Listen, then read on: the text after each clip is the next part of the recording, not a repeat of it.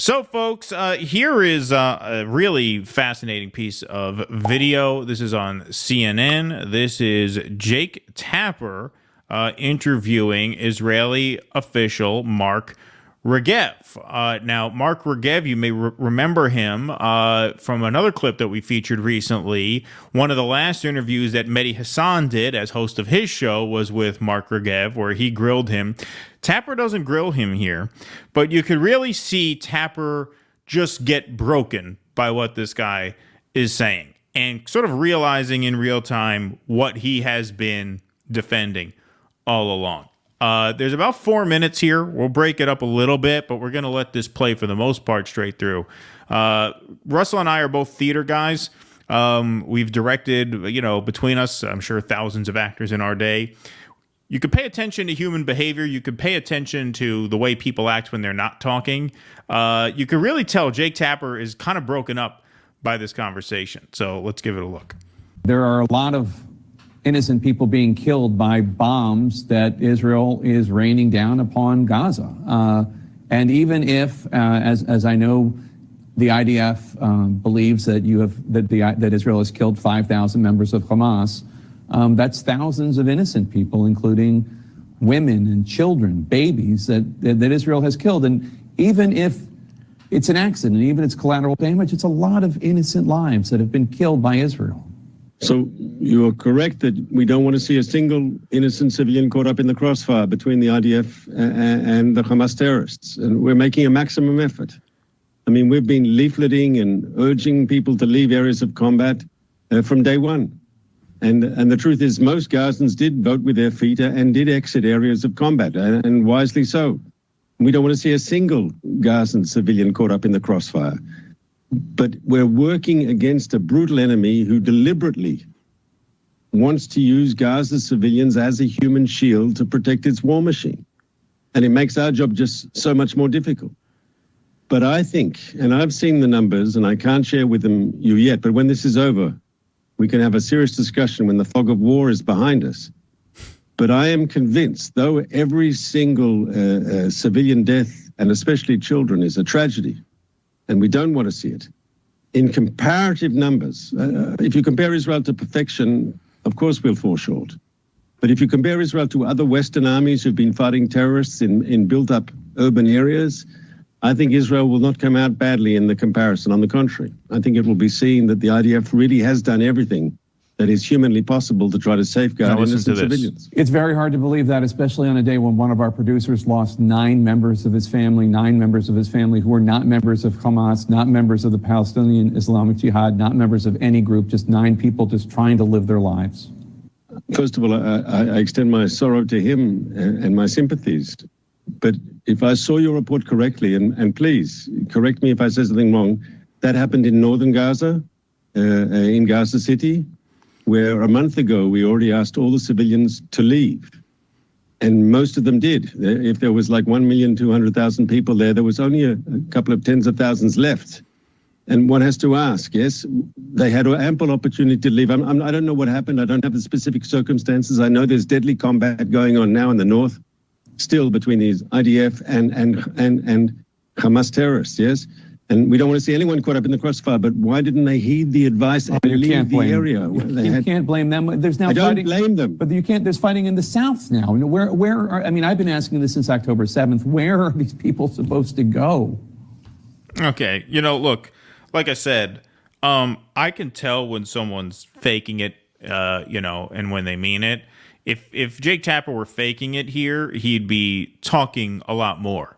When you're trying to feign emotion or feign outrage, you feel like you have to compensate for the fact that you're faking it by talking a lot, right? And, getting very passionate, very gesticulate. He means what he's saying. You could see the look in his face, just the sunken look on his face. And so it's progress of a kind. I'm not going to beat up on the guy. But at the same time, I'm sorry, and I will admit I do not watch CNN. But I've seen a lot of clips of Jake Tapper, and I haven't seen any of him saying, where are they supposed to go? This seems to be the first I'm hearing of it. And so I appreciate the fact that he's finally pushing back on this. But are another 15,000 people going to have to be massacred before he tells this guy to go fuck himself, before he calls this guy out for the mass murdering thug that he is? Like, how much more do you want here before you actually put this guy in his place the way Jackson Hinkle put those two British guys in his place? Like, what is it going to take for you to actually step up, right? And like I said, I could tell he knows now. You could see in his eyes as he watches this. He's like, he has that, oh, what have I done look on his face. Well, and this is why this military action is ultimately going to be so devastating for Israel, because just like for Ukraine, when you've lost Lindsey Graham, when you've lost Jake Tapper, that guy's a company man. When you have sent out your best spokesperson, which that's a whole thing that can be examined in and of itself, that they send out fucking Dracula's henchman here, and as if he's going to well represent the country. He's so clearly this bloodless freak who will say anything to defend anything. And Tapper just can't do it. Well, if a consummate professional, bloodless company man like Tapper cannot listen to this, how do you think other people feel?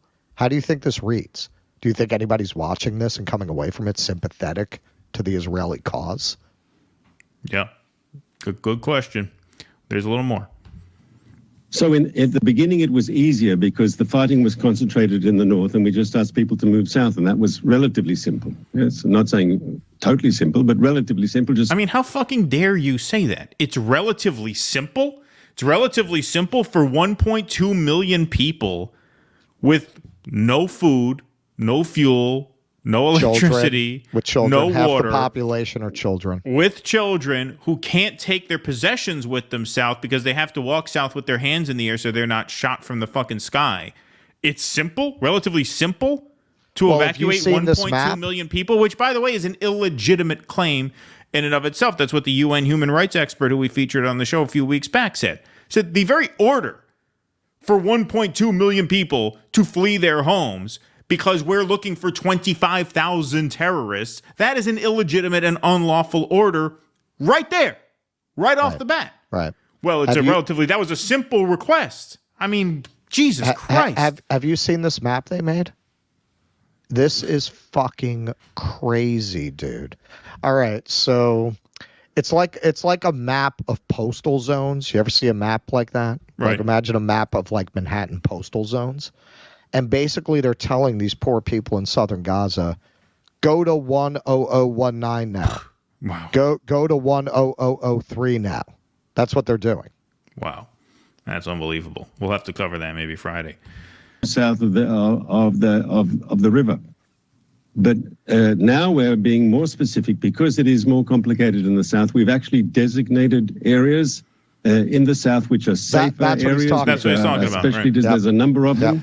Wow. We've shared Look at the Jake maps Tapper's face. with the United States. It's been shared also with the UN and the other humanitarian organizations. Listen, we have to hit Hamas in Khan Yunis. They've got a strong military infrastructure. There you go. Listen, there. we They've have got to hit them there. Okay, so we told people to flee to the south. Now they flee to the south. Listen, we have to bomb the south too.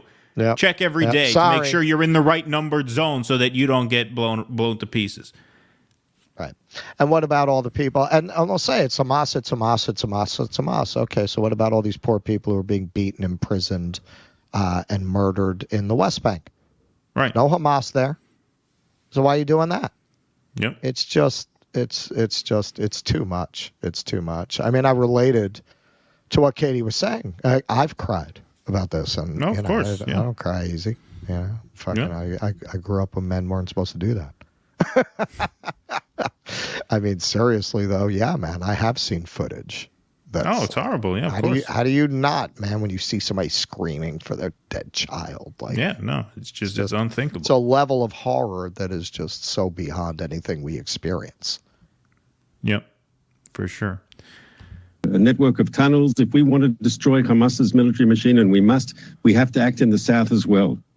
Senior Hamas commanders are there under the ground in Khan Yunis. We can't not go there. But in going there and to defeat Hamas, we're also going to make a major effort once again to try to safeguard civilian lives. And that's why we're urging people there now to move to the new areas that we've specified. And as the ground operation starts, I can assure you that the escape routes, the humanitarian corridors that will allow civilians to get out of harm's way will still be there. Mark Regev, thank you so much. Yeah. See, I mean, that's the reaction of a guy who's just been broken by that conversation. And all he can muster up in himself to say is, well, thank you so much, with that sort of feeling of despair in his voice. Again, look, it's progress of a kind, Mr. Tapper, but I tweeted this out at him because I ratioed him a few weeks ago when he was talking about how, could you imagine what it's like to feel unsafe on a college campus as a Jewish student. I said, you're going to interview a Palestinian baby and ask if what it's like to feel unsafe in their hospital, So sorry I had to do that to you, Jake, but I would like to see, how many more people have to die before you actually get tough with these guys? Because that's what we need right now. We need people to actually get tough and start calling this out for everybody to see in the audience. He got it right there. He saw exactly what he has been a party to in a certain way right there. There's no question he felt that. I could tell. Please clap.